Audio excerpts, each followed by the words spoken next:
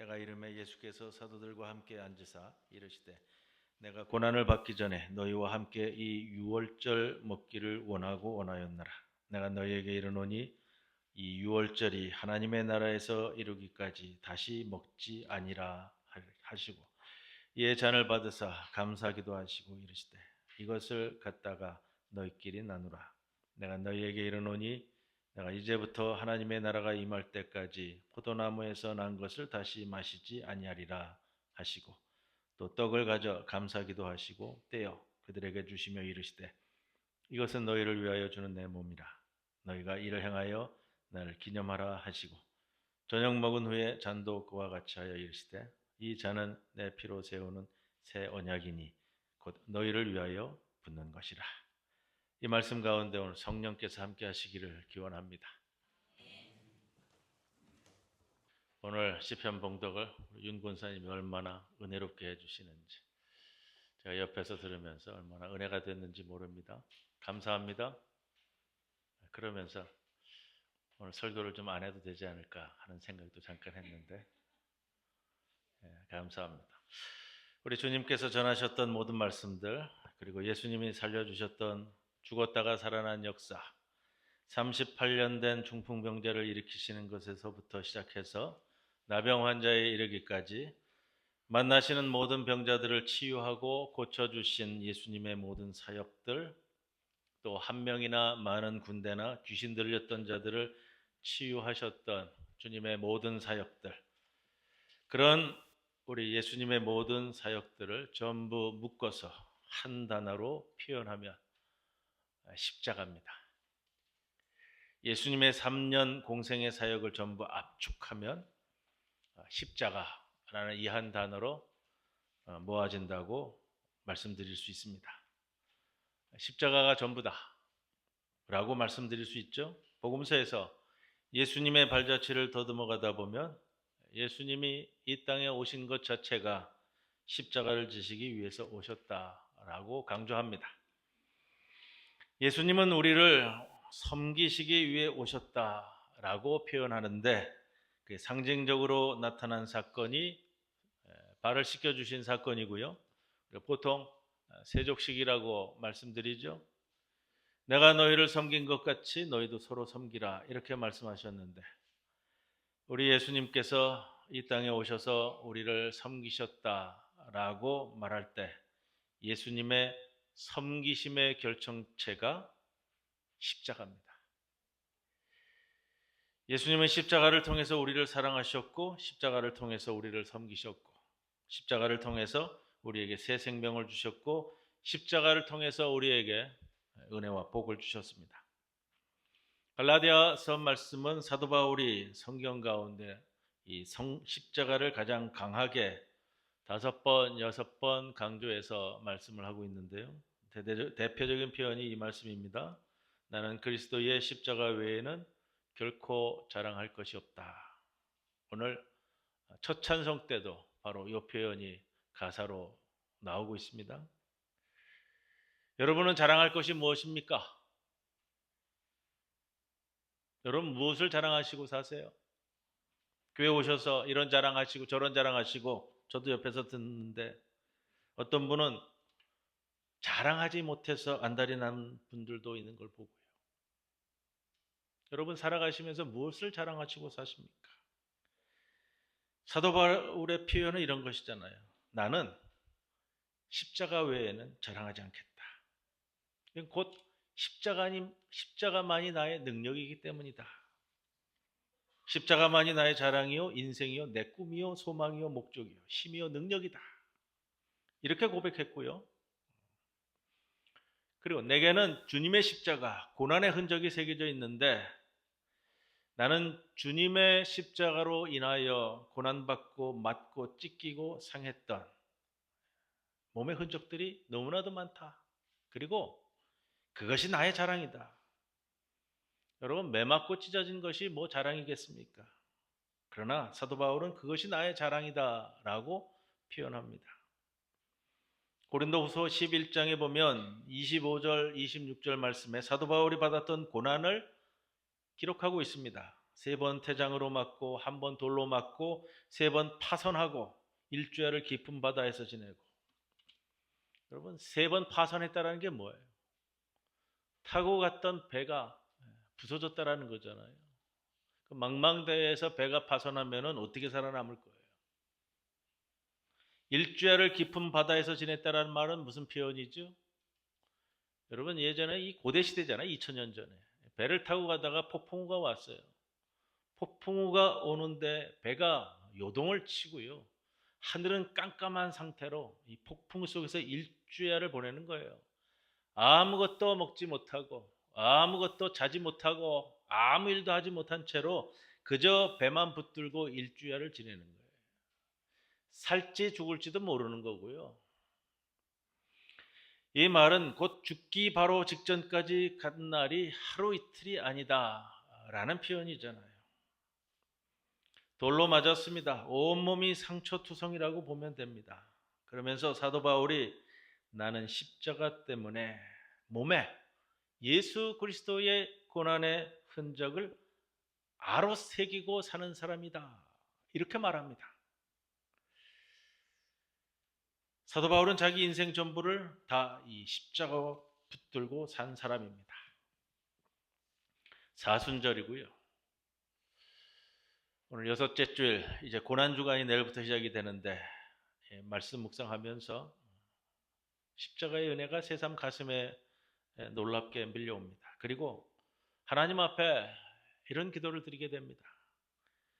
하나님, 이번 우리 고난주간, 오늘 종려주일, 그리고 다음 주에 올 부활주일을 지나면서 우리 온 성도들의 심령에 십자가가 다시 세워져야 되겠습니다. 왜냐하면 십자가를 붙들 때 은혜가 충만할 게 있고요. 십자가를 붙들 때 여러분의 고난과 시련을 이겨내는 승리의 권능을 바라볼 수 있기 때문입니다. 성경에는 이 십자가 사건의 본격적 시작을 오늘 본문에서도 유월절 만찬으로 이야기합니다. 왜냐하면 유월절 만찬 후에 우리 예수님께서 잡히셔서 십자가에서 죽으시기 때문에 그렇습니다. 우리 예수님은 십자가를 지시기 위해서 이 땅에 오셨고요. 예수님 공생의 마지막 사건에 이 십자가 사건이 놓여 있고요. 그 십자가 사건을 통해서 예수님이 우리에게 주시려고 하는 모든 것들을 전부 다 이루신 사건입니다. 예수님은 십자가를 통해서 우리에게 주시려고 하는 은혜의 모든 것들을 십자가 사건을 통해서 발판을 놓았다. 오늘 말씀 전 찬송 216장 찬송을 함께 불렀는데요. 4절 9절에 보면 이런 표현이 나오잖아요. 4절 가사에 만 가지 은혜를 받았으니 내 평생 슬프나 즐거우나 주님만을 위해서 살겠다. 참 찬송가 가사가 놀랍습니다. 먼저 나의 고백은 내가 이 세상 살아가면서 만 가지 은혜를 받았는데 그 은혜 가운데 슬픈 일도 즐거운 일도 있고요. 그러나 이 모든 것을 받아들이며 내가 주님만을 위해서 살겠다. 이게 216장 찬송의 4절 마지막 가사입니다. 만 가지 은혜를 우리가 받았습니다. 우리가 만 가지 은혜를 받았는데요. 우리가 받은 모든 은혜의 중심에 여러분 십자가가 있습니다. 우리가 정말 지금 내게 필요한 모든 것들, 그게 생명의 은혜든 치유의 은혜든 또 관계의 회복이든 자녀의 문제든 사업의 문제든 지금 내 삶 속에 필요한 하나님의 은혜가 있다면 십자가 안에 다 있다라는 말씀을 드립니다. 그만큼 십자가가 우리에게 귀한 겁니다. 우리 주님께서 우리를 위해 십자가를 지셨다는 것은 십자가를 통해 우리에게 주실 모든 은혜와 복을 다 담으셨다는 의미가 있습니다. 그걸 우리가 깨닫고 그걸 붙잡아야 되겠죠. 그런데 우리 예수님께서 이 십자가를 지러 가실 때 그냥 아무 때나 가신 게 아니고 오늘 본문에서도 이 유월절에 맞춘 사건입니다. 이 말은 우리 주님이 유월절 만찬의 어린 양이 되셨다는 뜻입니다. 우리 주님께서 유월절 만찬을 제자들과 하시고 그 다음에 그날 밤에 잡혀가십니다. 유월절 만찬이라는 건 이겁니다. 출애굽기에 보면 우리 하나님께서 이스라엘 백성들을 출애굽시킬 때에 그냥 시키신 게 아니죠. 어린 양의 피를 문설주에 바른 그 짓만 그냥 넘어갔습니다. 죽음의 그늘을 넘어가는 사건이 유월절 사건이잖아요. 유월했다, 벽을 넘어갔다라는 말인데 그 유월절을 통해서 이 어린 양의 피를 통한 대속의 죽음과 그들의 백성을 구원하시는 그 은혜의 통로, 이를 통해 그의 백성들을 구원해 내셨다라는 겁니다. 그리고 이 사건을 이스라엘 백성들이 잊지 말고 영원히 지키라고 말씀하면서 유월절 예식을 이스라엘 백성들이 반복하면서 우리의 삶이 하나님의 구원받은 길을 걸어가는 그러한 인생이 되게 하시는 하나님 아버지의 놀라운 인도하심 속에 담겨 있는 사건입니다. 그냥 열심히 살면서 돈이나 벌고 몸 관리 잘해서 80, 90세까지 잘 살고 이렇게 하나님께서 우리 인생을 이끌어 가시는 게 아니고요. 때로는 고난의 골짜기를 걸어가고 때로는 실패할 때도 있고 때로는 중병에 걸려서 두려울 때도 있고요. 이런저런 인생을 우리가 걸어가게 되는데 그 가운데 하나님께서 우리 인생을 궁극적으로 하나님 나라의 구원의 은총의 길을 걷게 하는 게 하나님의 목적입니다. 이 유월절은 그런 은혜의 시작이라고 보시면 됩니다. 그래서 예수님의 십자가는 유월절 만찬의 사건에서부터 세워진다, 이런 말씀을 드립니다. 우리 주님께서 유월절 만찬을 제자들과 함께 하면서 구약의 유월절 만찬을 이제 십자가를 세워 가시는 시간으로 바꾸셨습니다. 우리 예수님의 유월절은 출애굽의 유월절, 출애굽의 구원의 역사가 이제 십자가를 통해서 완성되어 가는 그 의미를 우리에게 주셨고요. 오늘 그 속에는 십자가가 중심에 있습니다. 구약의 유월절 만찬에는 어린 양고기와 쓴나물과 무교병과 포도주가 중심입니다. 뭘 먹느냐 나오는데, 그러니까 출애굽 때 어린 양의 피를 상징하는 포도주, 유월하는 어린 양의 피를 상징하고요. 그 다음에 어린 양을 잡았던 그 나누었던 은총을 기억하면서 함께 어린 양을 불에 구워 먹게 되고요. 애굽에서 고난당했던 죄악의 쇠사슬에서 고난당하던 우리 인생의 쓴맛을 기념하기 위해 쓴나물을 먹고요. 평생 먹지 않는 나물이라는 거예요. 거기다 평소와는 달리 무교병이라는 건 뭐예요? 발효되지 않은 빵이잖아요. 떡. 우리가 빵집에 가서 빵 보면 대부분 누룩을 넣어서 발효시키고요. 화학적으로는 이스트를 넣나 그렇죠? 그래서 이제 발효시켜 갖고 부드럽게 하고 먹기 좋게 만듭니다. 그걸 무교병, 근데 이걸 하지 않는 거, 그냥 가루채로 빵을 만드는 것을 무교병이라고 하는데 먹기 퍽퍽하고 부담스럽습니다. 그걸 일주일간 먹는 거예요. 유월절 만찬 사건이. 이를 통해 하나님께서 우리를 구원하실 때 어린 양의 대속의 죽음을 통해 우리 죄를 용서하시고 사해 주셨다는 것을 어린 아이들에게 일주일 동안 끊임없이 가르치는 겁니다. 그 마지막에 이 유월절 만찬을 하면서 하나님 구원의 말씀을 자녀와 부모가 함께 낭송하고 식탁에서 함께 그 구원의 은총을 기억하고 기념하면서 그들이 이 만찬을 나누고 생명을 누리며 남은 날들의 삶을 설계하고 기도하는 것, 이거거든요. 그래서 이스라엘 백성들이 1년 동안 먹고 사는 365일 식탁의 생명줄은 유월절 만찬입니다. 이 유월절 만찬을 먹어야 한 해의 모든 밥상의 은혜와 모든 축복들을 되새기는 거예요. 그걸 믿고 그렇게 행하는 겁니다.